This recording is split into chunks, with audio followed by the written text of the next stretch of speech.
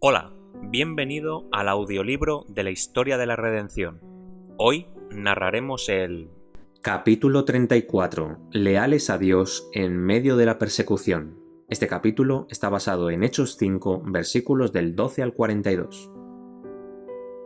Los apóstoles continuaron con gran poder su obra de misericordia, de sanar a los afligidos y proclamar al Salvador crucificado y resucitado. Muchos se añadían continuamente a la Iglesia por medio del bautismo, pero nadie se atrevía a hacerlo si no estaba unido de corazón y mente con los creyentes en Cristo. Multitudes acudieron a Jerusalén para traer a los enfermos y a los que estaban poseídos por espíritus inmundos. Muchos dolientes eran depositados en las calles por donde Pedro y Juan pasaban, para que sus sombras cayeran sobre ellos y los sanaran. El poder del resucitado Salvador ciertamente había descendido sobre los apóstoles, y éstos llevaban a cabo señales y milagros que diariamente aumentaban el número de creyentes. Estas cosas llenaban de gran perplejidad a los sacerdotes y gobernantes, especialmente a los saduceos. Se dieron cuenta de que si se permitía que los apóstoles predicaran a un Salvador resucitado e hicieran milagros en su nombre, todos rechazarían su doctrina de que no hay resurrección y su secta pronto se extinguiría. Los fariseos percibían que la tendencia de su predicación socavaría las ceremonias judaicas y quitaría todo significado a los sacrificios. Sus primeros esfuerzos para suprimir a estos predicadores habían sido vanos, pero ahora estaban decididos a terminar con ese entusiasmo. Librados por un ángel.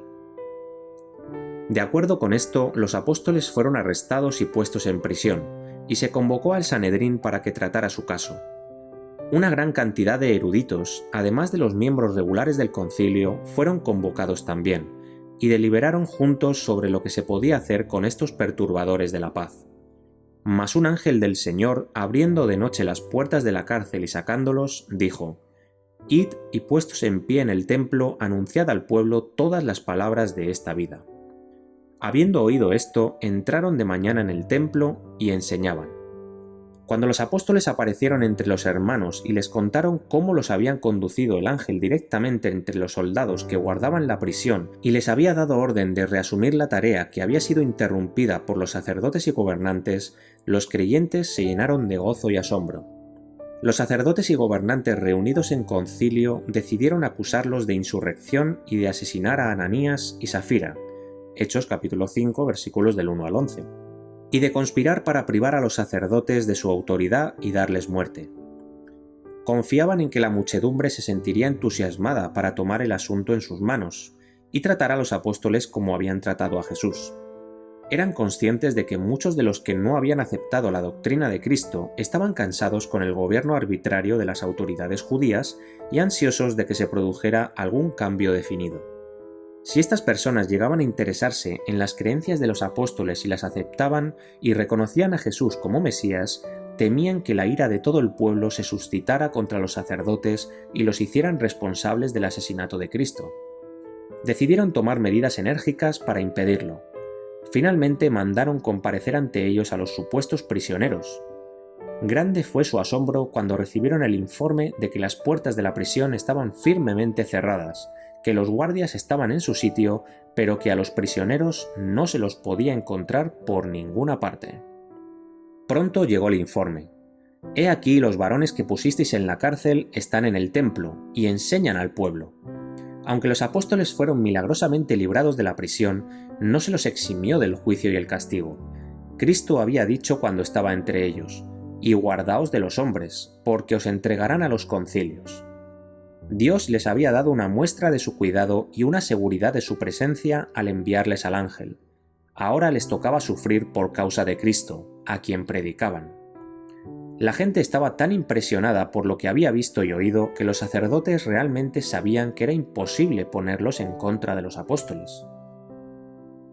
El segundo juicio. Entonces fue el jefe de la guardia con los alguaciles, y los trajo sin violencia, porque temían ser apedreados por el pueblo. Cuando los trajeron, los presentaron ante el concilio y el sumo sacerdote les preguntó diciendo: ¿No os mandamos estrictamente que no enseñaseis en este nombre? Y ahora habéis llenado a Jerusalén de vuestra doctrina, y queréis echar sobre nosotros la sangre de ese hombre. En ese momento no estaban tan dispuestos a llevar la culpa de asesinar a Jesús, como cuando se unieron a la turba degradada para gritar: «Su sangre sea sobre nosotros y sobre nuestros hijos». Pedro, con los otros apóstoles, asumió la misma estrategia defensiva que en su juicio anterior.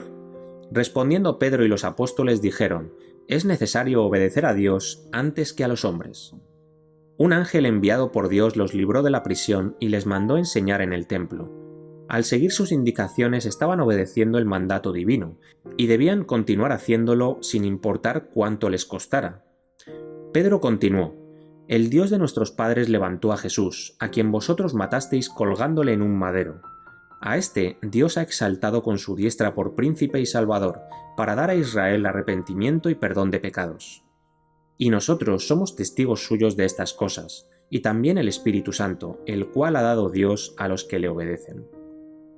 El espíritu de la inspiración descendió sobre los apóstoles y los acusados se convirtieron en acusadores, y cargaron el asesinato de Cristo sobre los sacerdotes y gobernantes que componían el concilio. Los judíos se enfurecieron tanto que decidieron tomar la ley en sus manos, sin continuar el juicio y sin tener la autorización de los funcionarios romanos para dar muerte a sus prisioneros. Culpables ya de la sangre de Cristo, estaban ansiosos ahora de manchar sus manos con la sangre de los apóstoles. Pero había entre ellos un hombre erudito y de elevada posición, cuya clara inteligencia previó las terribles consecuencias de un paso tan violento. Dios suscitó un hombre del mismo concilio para detener la violencia de los sacerdotes y gobernantes. Gamaliel, docto fariseo, hombre de gran reputación, era extremadamente cauto, y después de hablar en favor de los prisioneros pidió que los retiraran de la sala. Entonces dijo cuidadosamente y con mucha calma: «Varones israelitas, mirad por vosotros lo que vais a hacer con respecto a estos hombres. Porque antes de estos días se levantó Teudas, diciendo que era alguien. A este se unió un número como de 400 hombres, pero él fue muerto, y todos los que le obedecían fueron dispersados y reducidos a nada. Después de este se levantó Judas el Galileo, en los días del censo, y llevó en pos de sí a mucho pueblo. Pereció también él, y todos los que le obedecían fueron dispersados.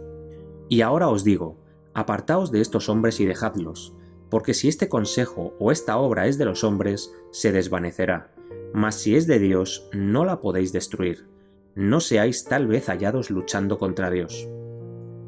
Lo menos que podían hacer los sacerdotes era verificar cuán razonable era esta opinión.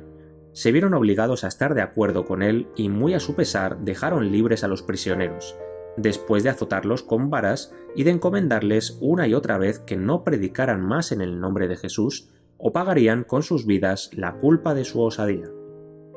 Y ellos salieron de la presencia del concilio gozosos de haber sido tenidos por dignos de padecer afrenta por causa del nombre. Y todos los días en el templo y por las casas no cesaban de enseñar y predicar a Jesús.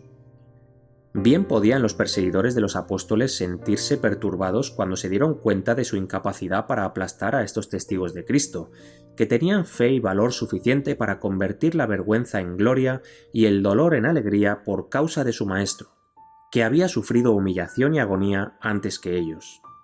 De modo pues que los valientes discípulos continuaron enseñando en público, y secretamente también en las casas por pedido de sus habitantes, que no se atrevían a confesar abiertamente su fe por temor de los judíos.